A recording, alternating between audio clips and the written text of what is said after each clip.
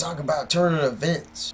Man, I'll tell you, this chapter of Bleach had a lot of, like, twists and turns and a lot of shocks for me because I didn't expect, like, Bazz B to say, like, like, I'm gonna help you guys out, and in return, we all wanna kill Juha.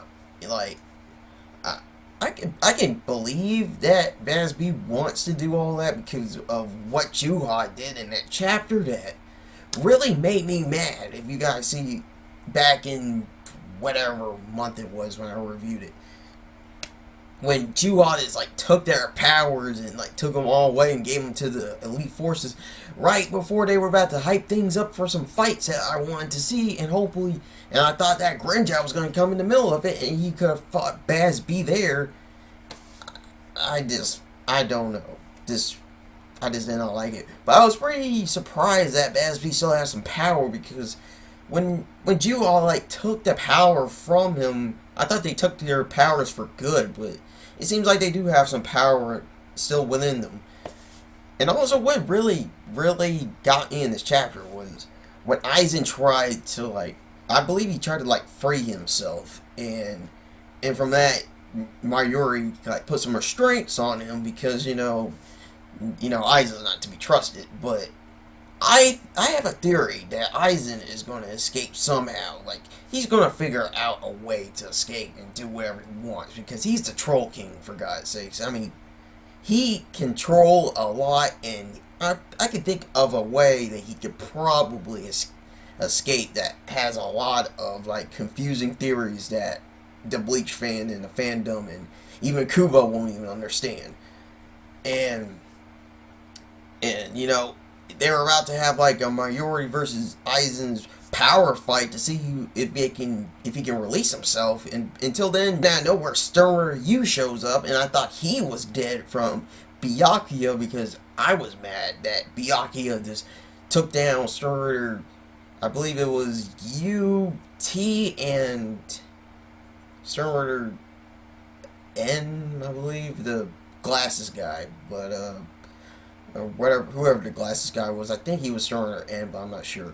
But when Byakuya took them down, I was mad about that because I wanted to see some fights, and the only fights that we saw that was pretty bad was the Pepe fight, because basically Pepe was a huge, I don't want to say, but he was just a stupid Sturmer that just needed to die, and then Mayuri took care of the rest, and then bam, and then Sturmer G, and then, but besides the point, NaNaNa is still alive for some reason. I don't know how he's still alive.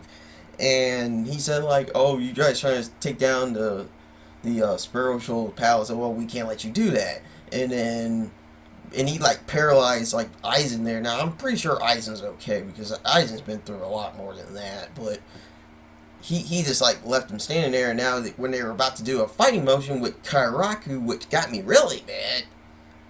Kairaku, it kind of seemed like there was going to be a fight there, and if it was going to be long enough, we could possibly see his Bankai. So, Kairaku is like one of the list of people that we want to see a Bankai from. We want to see his Bankai, we want to see Kapachi's Bankai, we want to see what Ichigo's new Bankai is probably going to be. That's probably going to be later on. But that fight, the Kairaku versus Sturmer Yu, even though Kairaku would just destroy him like, 1 or 2 chapters, that would have been pretty hype to see, even if he didn't use Bankai. But we need to like see some fights incoming. Like, I want to go back and see what Kubo does with Juha up there and see what Ichigo's gonna do and when Ichigo's gonna go up against Uryu. And then Bazz B, with his powers, he just straight up shoot NaNaNa through him, and now NaNaNa is dead. So which I was glad about that, because now it seems like Bazz B is out to go after some Juha blood right now. So overall, this chapter was a bunch of twists and turns. And I'm sorry that I didn't get this review out earlier. You gotta look at that other video to see why I was so late on it. Just go look at my sorry for the wait video. So, yeah, that's about it on this chapter review.